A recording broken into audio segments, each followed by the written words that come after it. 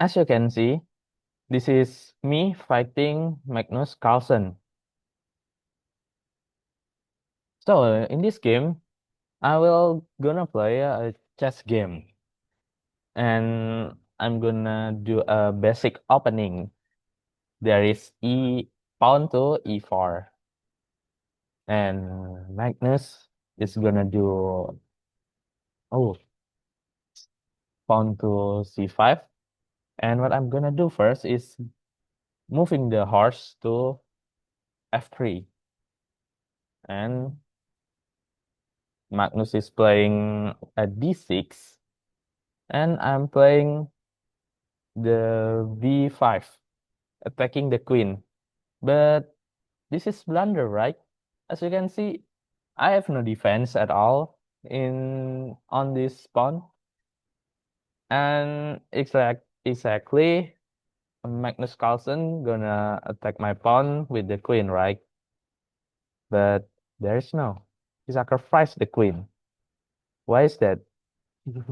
He sacrificed the queen, and instead eating my pawn, it goes to pawn to g6, and I'm attacking the queen.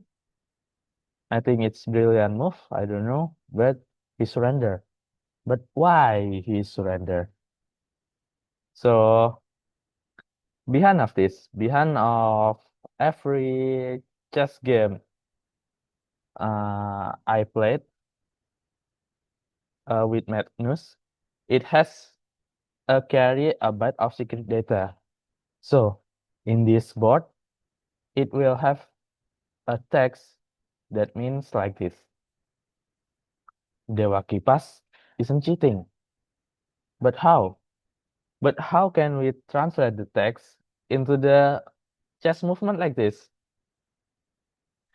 How could we understand the chess move into the text? So, welcome to the Stack Chess, when chess starts speaking binary. Assalamualaikum warahmatullahi wabarakatuh. My name is Syahril Raffi from Universitas Jember, and today I'm excited to present my research project called Stack Chess, a novel approach to steganography that uses chess game as a covert data channel. And this is a quote: what if every pawn move carried a byte of secret data? So before we start and actually practice how to make a data, at first we must have to know how Stagechess works. Let me first outline why we need a new approach to steganography. So imagine this scenario. What if every pawn move in a chess game could carry a byte of secret data? What if an ordinary chess match between two players could actually be transmitting confidential information right under everyone knows? This is exactly what Stagechess makes possible. So this is a general problem like we used to have. There's an image stegano and audio stegano. Is widely known as easily detected and fragile to compression or editing, and it has flat data, no context or semantics. And audio stegano is spectrogram often reveal content unnatural sound artifact, no support for structured format. This image steganography is become widely known and easily detected, like LSB or least significant bit manipulation are no standard knowledge in digital forensic. And audio steganography is hiding and hidden content often appears in spectrogram, like creating unnatural sound artifact that trained ears can detect. Additionally, most audio steganography methods don't support structured data format effectively. So like this image, if we move into the social media like WhatsApp or something like that, it will have compressed data and reduce the bit. And because of that, it will destroy the hidden message that we want to send. So here's the main problem about stack chess. Uh, sorry, traditional steganography is often too obvious or rigid. And the motivation in stack chess is the chess game looks natural.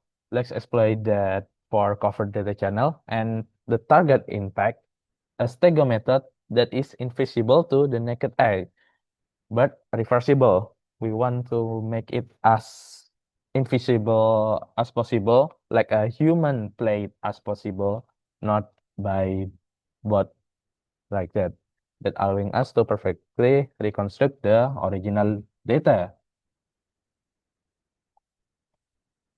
And the solution and innovation itself is to convert file bit to chess move without changing game validity. Dynamically adapts to board complexity. The more legal move equals more bits. Boolean recovery, reset board state on mismatch. So this is about generating a legitimate chess game that is the encoded data. Here's the system design. The encoding process, we start with a file, convert to a bit stream, and after that it will goes to bit matching legal move, and it will generate the PGN output. So this is a function called generate legal move index. So this is actually it will generate the legal move index into recursive data like this, like 1, 2, 3, 4, 5, 6, 7, etc. And it will go to if we have a character like A. A is like 0, 1, 1, 0, and we break into chunks based on how many legal moves are available.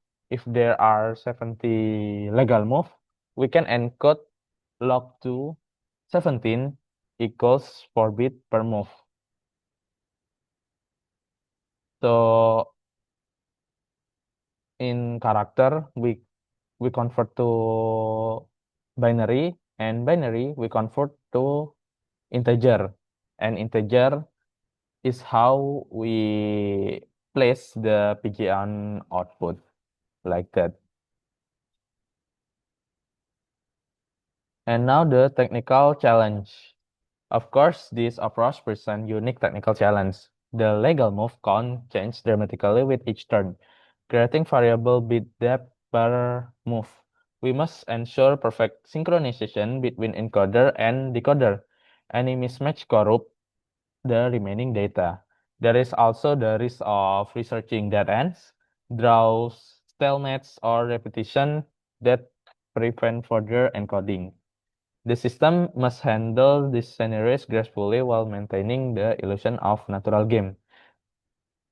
And about the encoding challenge, this stages successfully encode data while maintaining the appearance of legitimate gameplay. The resulting game pass casual inspection and work perfectly with standard chess tools like PGN, viewers, and analysis engine. And there is a strength and advantage. This is a strange payload in plain sight. Output looks just like a real chess game. Plays nice with standard chess tool, PGN viewer, engine, etc. And lightweight. Runs on any basic system with Python. For me, I use web to host the game, and we can put the PGN file to decrypt the PGN pagination portable game node like that. And the weaknesses is encoding can stall in low move position. particularly during endgame where few legal moves remain. There is potential for statistical detection if we move pattern become too uniform across multiple edges. And deterministic mapping create risk if differently. Chess engine generate legal move in different order. Large file require multiple game reset, reducing efficiency. And on a challenge, we want to make as